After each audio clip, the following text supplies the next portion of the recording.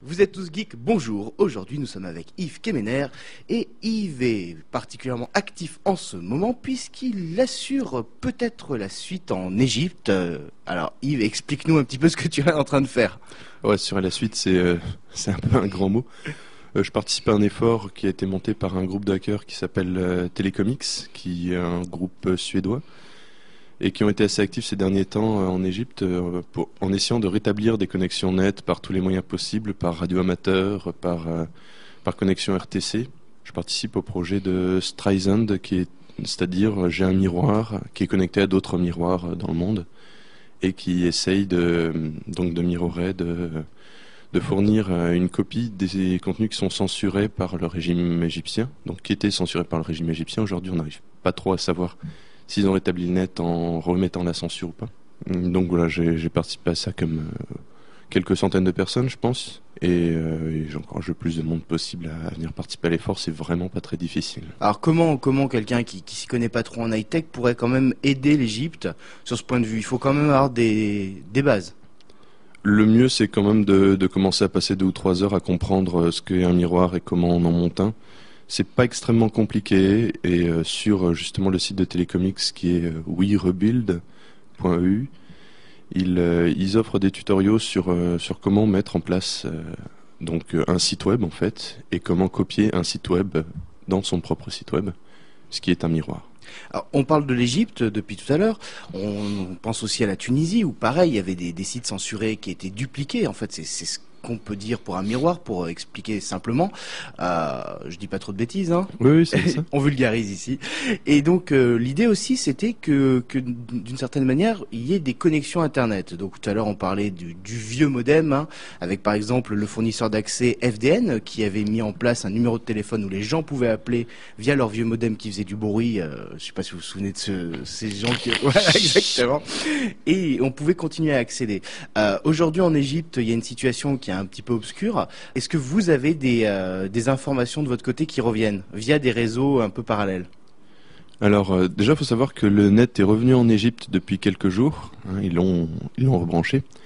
Et quand le net a été coupé, il y a d'abord eu un petit moment de choc parce que c'est quelque chose qui avait jamais été fait. Pas à cette échelle en tout cas, qu'un gouvernement censure Twitter, censure Facebook, censure des sites en particulier, ça on avait l'habitude et on avait des moyens de contourner ça. Mais qu'on débranche complètement un pays du net, ça a été vraiment un choc.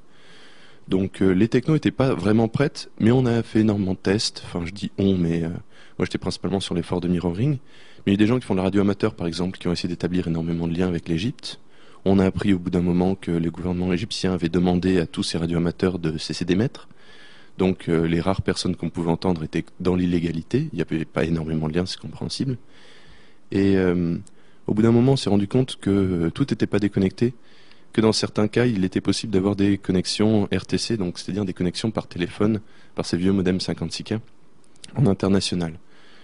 Donc c'est suite à ça que la FDN, et je salue Benjamin Bayard, qui est un ancien de mon école, c'est le président de la FDN, qui est très actif en ce moment sur tout ce qui est liberté numérique. Il dispose de beaucoup de modems 56K, donc qui sont en désuétude et qui sont plus très utilisés aujourd'hui. Il a mis ces lignes à disposition de tous les Égyptiens qui sont capables de passer des coups de fil internationaux pour qu'ils se connectent à Internet. Et il y a quelques jours, il était en train d'essayer de mettre en place un système pour qu'ils ne payent pas les frais de connexion internationaux. Je ne sais pas s'il y est arrivé. Comment vous avez décidé d'aller aider l'Égypte de votre manière? Ça a commencé avec la Tunisie. Bon, je suis un petit peu ce que fait le Parti pirate et les différents partis pirates mondiaux. Et en Tunisie, il y a eu quelque chose qui était assez... qui a mis le Parti pirate assez au centre de tout ça. C'est qu'un des 3 ou 4 blogueurs qui ont été arrêtés au tout début des émeutes était un des membres fondateurs du Parti pirate tunisien. Donc on a eu des infos d'assez première main. Et bon, on a tout de suite parlé de techno, on a tout de suite parlé de censure, de mirroring. Donc sur la Tunisie, l'effort de mirroring a été actif et a été a priori assez utile puisqu'il n'y a pas eu de déconnexion totale du net. Donc après, c'est logiquement qu'on s'adresse au même groupe pour voir ce qui se passe en Égypte. Parti Pirate a mentionné qu'il y avait des choses à faire techniquement. Je me suis renseigné sur les quelques channels IRC de Hackerspace que je connais. On m'a dit va voir le groupe Telecomix, ils font des choses. Et bon, c'est pas du tout un groupe privé, hein. Ils sont vraiment sur des canaux IRC ouverts. Alors, je sais pas si tout le monde sait ce qu'est un canal IRC. C'est un petit peu l'ancêtre de MSN, des messengers à la JTalk. C'est la CB du Messenger. C'est des endroits, des salons de chat, tout simplement. Ouais, qui là, en l'occurrence, sont ouverts au public. Donc là, qui sont complètement ouverts au public, c'est irc.telecomics.org. Et bon, voilà, il suffit de faire un /list pour avoir la liste de tous les canaux disponibles et d'aller sur les plus fréquentés. Donc celui sur l'Égypte, c'est dièse JAN25 pour 25 janvier, c'est le jour où les émeutes ont vraiment commencé. Parce que on va le dire entre nous, aujourd'hui vous avez un t-shirt Parti Pirate. Le Parti Pirate, non mais je vais me permettre une vanne et au final, ça sera pas la première. Non, mais on va avoir des problèmes. À quand l'organisation de mouvements identiques en France? Oui, bah oui. Bon, la blague, c'est que mon t-shirt, c'est celui du Parti Pirate français. Oui, il y a pas mal de problèmes. On rame un petit peu pour démarrer quelque chose de bien en France. Pour info, il y a une cellule Rhône-Alpes qui est à Lyon, hein, qui est joliment baptisée la CRAP, la cellule Rhône-Alpes du Parti Pirate. En France, ça n'a pas un franc succès. Je sais pas exactement pourquoi. Les gens n'ont pas encore reçu assez de lettres d'Adopi. Oui, peut-être que c'est ça. Bizarrement, il y a eu beaucoup de trafic pendant le débat Adopi. Il y en a eu un petit peu suite au débat Lopsi. Mais bon, ça se calme un petit peu. On n'est pas au niveau de la Suède où il y a eu quand même des sondages qui donnaient 9% d'intention de vote. D'intention de vote. Ni en Allemagne où, dans pas mal d'élections, ils sont autour de 2%. On revient un petit peu sur la France 2 minutes. On a eu donc Adopi, aujourd'hui on a l'Opsi, beaucoup de lois d'un point de vue Internet liberticide.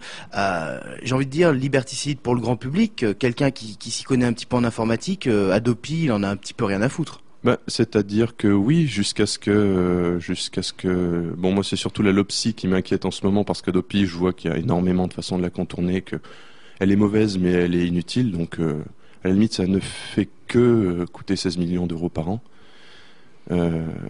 Liberticide, pas tellement de mon point de vue, qui sait un petit peu utiliser les techniques.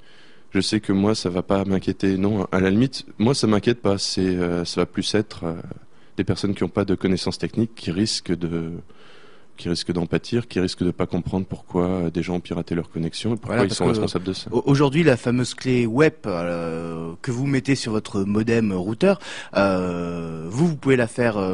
Nous à Lyon Capital, on la craque en 15 minutes. Vous la craquez en? Oh, mais les outils sont ouverts et ils sont partout pareils, donc 15 minutes également aussi. Avec un live CD, comme on dit. Enfin, voilà. Bon, il y a plusieurs versions de web. Il me semble que la dernière est quand même assez solide. Sinon, le WPA2 est ce qui se fait de mieux.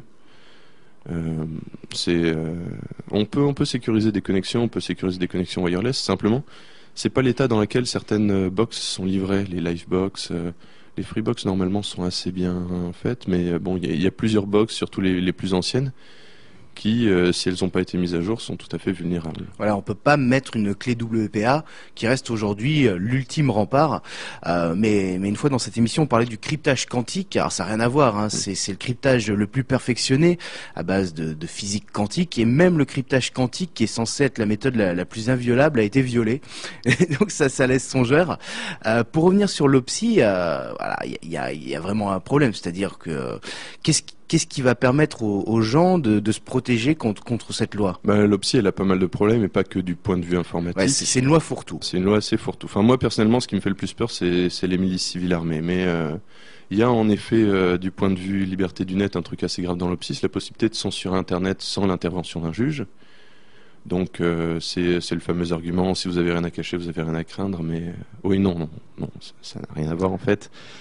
Mais donc on se retrouve dans une censure Internet qui passe par une autorité administrative. Voilà. Le but officiel, c'est, je crois que c'est ce qui est mentionné, c'est de lutter contre la pédopornographie. Ouais, c'est l'argument habituel. Hein. Oui, c'est l'argument habituel, c'est le cheval de Troie. En fait, excusez-moi de vous dire ça, vous êtes un pédophile. Oui, et puis un pirate, et puis un terroriste. Bon, on a eu un petit peu toutes les sauces. Oui, un communiste aussi, a priori, parce que je fais de l'open source. Oui, c'est vraiment l'argument cheval de Troie, et les associations de défense de l'enfance militent souvent contre ce genre de loi parce qu'ils disent la censure, c'est pas du tout quelque chose qui les intéresse comme mode d'action. Alors l'année dernière dans Lyon Capitale, on avait fait un dossier sur qui vous surveille et on avait eu un policier spécialisé dans la recherche des pédophiles sur Internet qui, sous couvert d'anonymat, nous confiait que lui, ce qu'il arrangeait, c'est qu'il n'y ait aucune loi, comme ça les pirates sont plus faciles, enfin les pirates, pardon, excusez-moi le lapsus, parce que les pédophiles, au moins, se cachaient beaucoup moins. Mais oui, ce qui se passe, c'est que le grand public utilise très peu les réseaux cryptés, qui offrent pas mal d'anonymat, qui permettent d'échanger des fichiers dont un espion puisse pas trop savoir ce qu'ils contiennent. Et donc, lorsque l'État n'a pas vraiment de raison de regarder les communications de citoyens normaux, une communication cryptée a l'air assez louche. Donc, c'est soit un geek comme moi qui est très intéressé par la crypto, soit quelqu'un qui vraiment sait qu'il a des choses à cacher et à ce moment-là, ça intéresse les enquêteurs de savoir d'où ça vient et où ça va. Et donc, quand ça vient d'un site russe, bancaire, il y a eu des échanges d'argent, ils se demandent s'il n'y a pas eu des contreparties, ils peuvent enquêter. Ce qui se passe avec des lois comme Adopi, c'est que en masse, on va probablement bouger vers des réseaux qui sont plus cryptés, plus sécurisés, et que les enquêteurs vont plus avoir ce moyen-là à disposition pour regarder les communications louches. Donc c'est ça qui les inquiète énormément.